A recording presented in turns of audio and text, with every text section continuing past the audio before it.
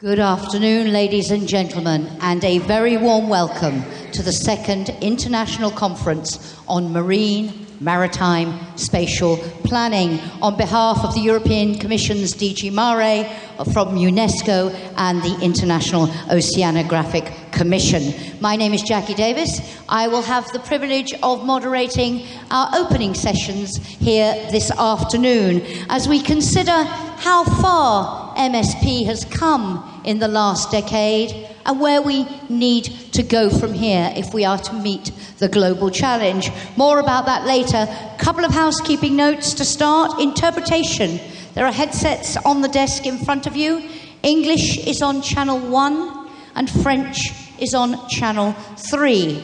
If you would like to tweet quotes of what you're hearing or photos from this event, we'd be very grateful if you could use the Twitter hashtag MSP2017 Paris. But could I ask you to keep your phones on silent during our discussions this afternoon? Let me bring our hosts for this event onto the stage. I'm delighted to welcome Getachew Ngida, Deputy Director General of the United Nations Educational, Scientific and Cultural Organization, better known to all of us as UNESCO. If you'd like to take a seat over there. And thank you very much, sir, for having us here today. Dr. Vladimir Ryabinin, who is Executive Secretary of the Intergovernmental Oceanographic Commission at UNESCO. Vladimir, very warm welcome. Next to Getachew, if you would. And last but not least, Jürgen Müller, who is the head of cabinet for Carmen Nouvella, the European Commissioner for the Environment, Maritime Affairs and Fisheries. And Jürgen is replacing the Commissioner who unfortunately is unwell and could not be with us today. But Jürgen is going to deliver the speech the Commissioner would have given. So without further ado, Getachew, if you would like to formally welcome everybody, over to you, sir.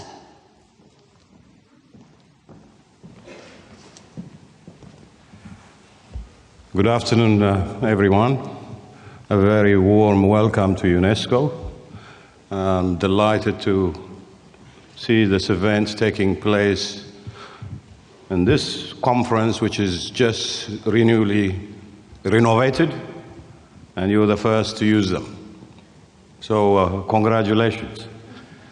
It's a historical building, and it has been an incredible journey to get it usable, as you can see.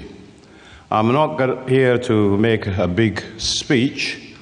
My duty this afternoon is to simply welcome you and introduce a video message by my boss, Director General Irina Bokova. So please do listen to her.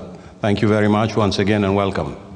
Thank you very much, and thank you for having us in these very, very splendid surroundings. So let's watch that video message.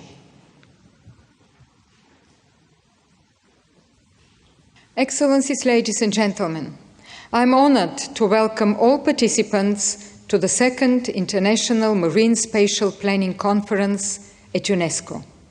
I wish to thank the Directorate General for Maritime Affairs and Fisheries of the European Commission for jointly organizing this conference with the Intergovernmental Oceanographic Commission of UNESCO. I see this as a powerful example of the shared commitment of the European Union and UNESCO, with member states, to bolstering ocean governance through marine spatial planning. Our position is clear. The conservation and sustainable use of the ocean and marine resources is the foundation for a healthy planet. This is the importance of Sustainable Development Goal 14 of the 2030 Agenda for Sustainable Development. For sustainable blue growth, governments must look for the best science and rely on ecosystem-based approaches, such as marine spatial planning, to manage sustainably the ocean and the competing uses of its resources.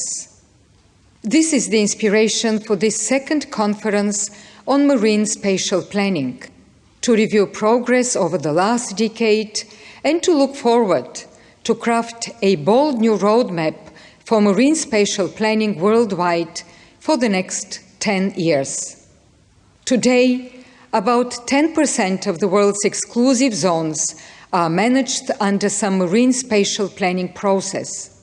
We need to multiply this several-fold. This calls for bold thinking. It calls for ever deeper cooperation and joint action. In this spirit, I thank again the European Commission, along with all participants. I wish you fruitful discussions and look forward to your conclusions. Thank you. Irina Bokova there, ladies and gentlemen, and thank you to her for having us here and for jointly organising this event. Now for the IOC, Dr. Vladimir Ryabinin. Please, over to you, sir.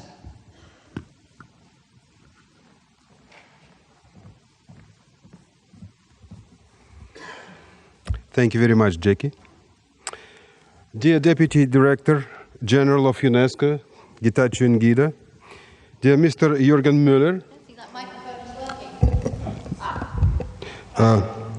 dear Deputy Director General of UNESCO, Getachew Ngida, dear Mr. Jürgen Müller, representing Mr. Carmelo Vella, Commissioner for Environment, Maritime Affairs and Fisheries of the European Commission, dear Ambassadors, Excellencies, ladies and gentlemen, it gives me an immense pleasure to welcome you to UNESCO on occasion of the second International Maritime Spatial Planning Conference that we are hosting together with the European Commission. For many centuries, ocean space and resources have been an essential factor of economic growth and human well-being. However, the use has not been, as a rule, sustainable or even rational. This needs to change. The huge challenge is to maintain the volume and quality of goods and services that the ocean is providing to humankind while sustaining ocean ecosystems. Complexity, climate, environmental changes, and concurrent uses and impacts on the ocean and coasts require an integrated ecosystem-based management approach. And this is exactly what the Maritime Spatial Planning intends to offer. In 2006, the Intergovernmental Oceanographic Commission of UNESCO held in Paris the first international workshop on maritime spatial planning. At that time, only a handful of countries, mostly in Western Europe, were working on the idea of applying spatial planning to human activities in the sea. Although the Great Barrier Reef Marine Park Authority introduced the idea and approach already in the early 1990s.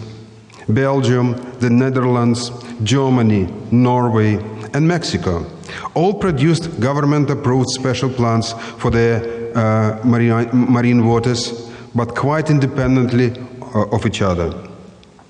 About the same time, China was starting its innovative work on marine functional zoning in its territorial sea. What was groundbreaking about this first workshop on maritime spatial planning was it brought together the pioneers that were defining a new approach to planning and managing ocean space. At the time when the demand for ocean resources was beginning to accelerate exponentially.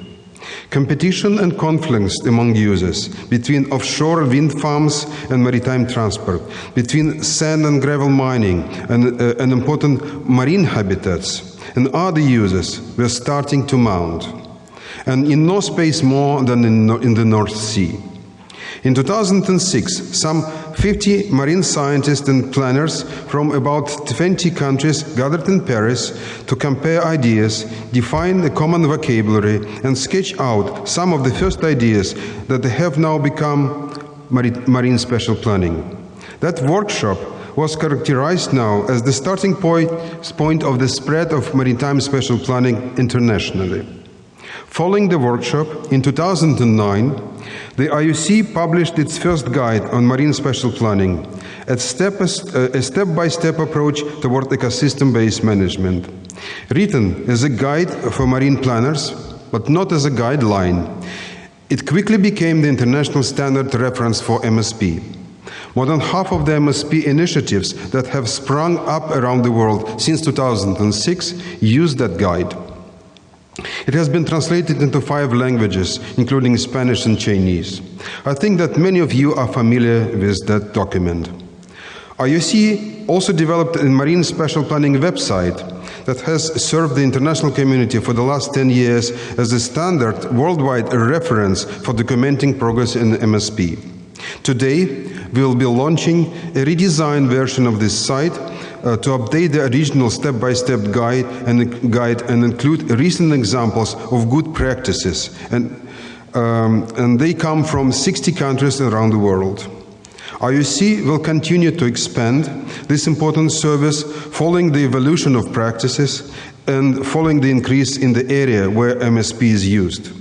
IOC will also continue to promote the development of MSP internationally, developing new tools for MSP at the regional scale, building on our work with large marine ecosystems, particularly in the context of Sustainable Development Goal 14, the Sustainable Development Goal on the ocean.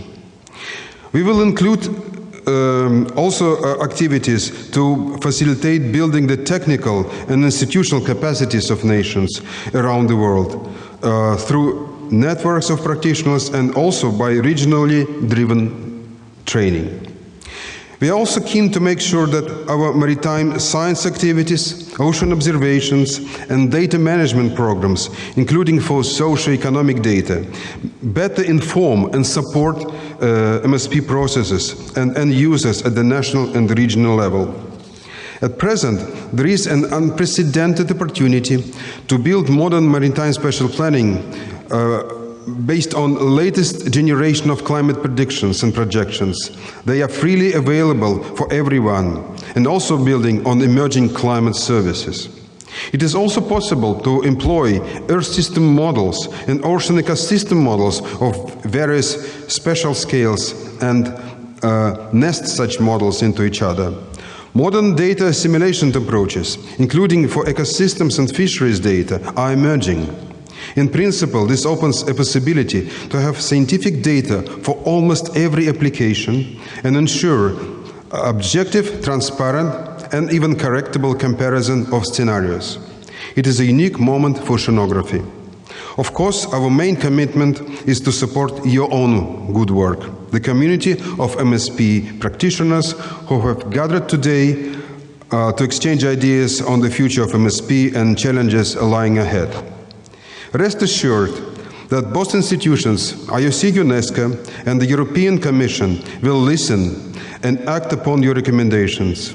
And our joint ambition is to expand the MSP implementation and raise its effectiveness dramatically in the 10-15 years to come for the whole duration of Agenda 2030, the agenda of sustainable development.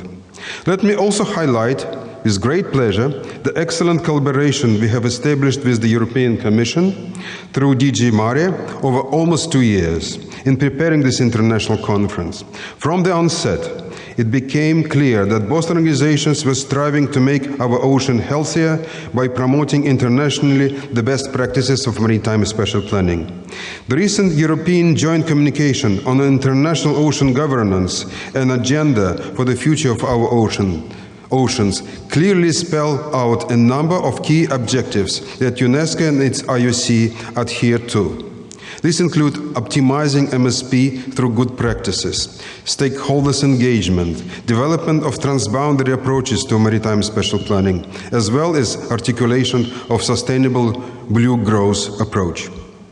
We very much look forward to continue this partnership, including at the June 2017 Sustainable Development Goal 14 Conference on the Ocean in New York in United Nations, and beyond that. I hope that this conference will help us to develop a joint roadmap for MSP. Finally, I would like to thank all the institutions and governments that have contributed to supporting our past and present work on maritime spatial planning. Let me especially acknowledge the Gordon and Betty Moore Foundation for its generous and continuous support of the work of the IOC on MSP. We at IOC and many countries of the world would not have been able to come so far without your unwavering support for the last 10 years. I would also like to thank those who have contributed financially to this particular conference. And I would like to name the Flanders government of the Kingdom of Belgium, German Society for International Cooperation, in German Gesellschaft für internationale Zusammenarbeit, on behalf of the Federal Ministry of the Environment of Germany, the Waite Institute, and the Suez Environment. A very sincere thank you from the organizers, and I wish you a very fruitful conference. Thank you very much indeed. So we have come a long way. There's still a long way to go, but as we heard there, many of those building blocks are in place. Question now, how do we accelerate progress and how do we build on that excellent cooperation between you in the future? All points for discussion later today and over the next couple of days. Jürgen Müller, the floor is now yours, sir.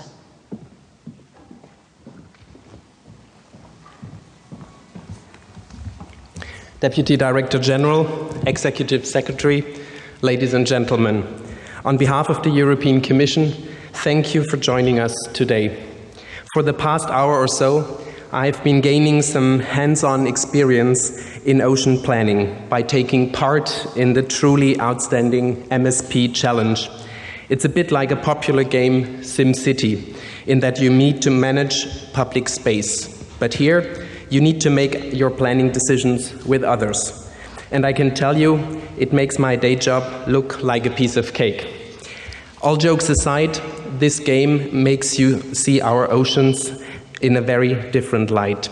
You really start to understand the difficult choices that maritime planners face. Maritime spatial planning isn't easy, but it's necessary. It's a must-have, not a nice-to-have. Nobody questions the value of planning our activities on land. We don't build a factory next to a farm or a motorway outside a school. Planning our ocean space is no different, and that space makes up 70% of this planet. So it's high time we turn our attention from land to sea. This conference is part of the European Union's work to go on in that direction. It's about looking ahead at the next 10 to 15 years and making sure you have all the tools you need to make planning a success in Europe and around the world. Our seas and oceans are important sources of economic development. According to OECD, ocean-based industries contribute roughly 1.3 trillion euros to the global economy. This could more than double by 2030. This is good news, but it means that our oceans will get busier. And as our ocean-based activities expand, so does the number of voices clamoring to use that valuable ocean space. We might want to build an offshore wind park or an aquaculture farm. But should we push ahead if this means traditional fishermen can no longer fish? Will we need to reroute traffic? Will marine wildlife suffer as a result? Maritime spatial planning seeks to answer such questions, just like town planning does on land. It arbitrates in cases of conflicts. It creates long-term stability, predictability, and transparency, which in turn attracts investment. And it ensures that we do not erode the very basis of our economic success, a healthy marine environment. In other words, sound maritime planning can help us develop a sustainable blue economy. And it can help us meet our international commitments under the UN's 2030 Agenda for Sustainable Development. As you know, Sustainable Development Goal 14 calls on all of us to conserve and sustainably use the oceans. If we want to deliver on that goal, maritime planning is the way to go. And I'm proud to say that the European Union is leading the way. Maritime spatial planning is now compulsory in all our sea basins and for all our member states. By 2021, all countries need to have a maritime plan in place. So for many EU member states, planning starts today. In some cases, member states may simply need to update or revise existing plans. Others have little experience so far. But in all cases, successful planning requires considerable financial and human resources. Town halls have entire departments and budget lines dedicated to urban planning, and maritime planners are the town planners of the sea. We need to build up that kind of expertise for our ocean space as well. The European Commission is giving member states a helping hand. At the beginning of last year, we kicked off the EU MSP platform, a treasure trove of technical expertise. Member states can simply contact the focal point for their sea basin with any planning questions they have. And we set aside nearly 18 million euros for a series of projects encouraging cross-border coordination. For example, the Baltic Scope project, where 6 countries have developed a common approach to planning in the Baltic Sea. Meanwhile, in the North Sea, offshore wind is booming. So countries are now looking to better coordinate such projects and have adopted a political declaration on energy cooperation. There are other examples I could quote, and they all teach us the same thing. Successful cooperation hinges on building ties between planning authorities in different countries. You avoid potential conflicts from the outset. You make the most of synergies, and by creating a shared vision for an entire sea basin, you signal to investors that you are open for business. We know from our own experience on land that cross-border cooperation is challenging but rewarding, and creating lasting cooperation structures instead of ad hoc ones can be tricky. That is why the European Commission will provide grants to promote such structures in all European sea basins by 2020. Ladies and gentlemen, today we also look beyond European waters.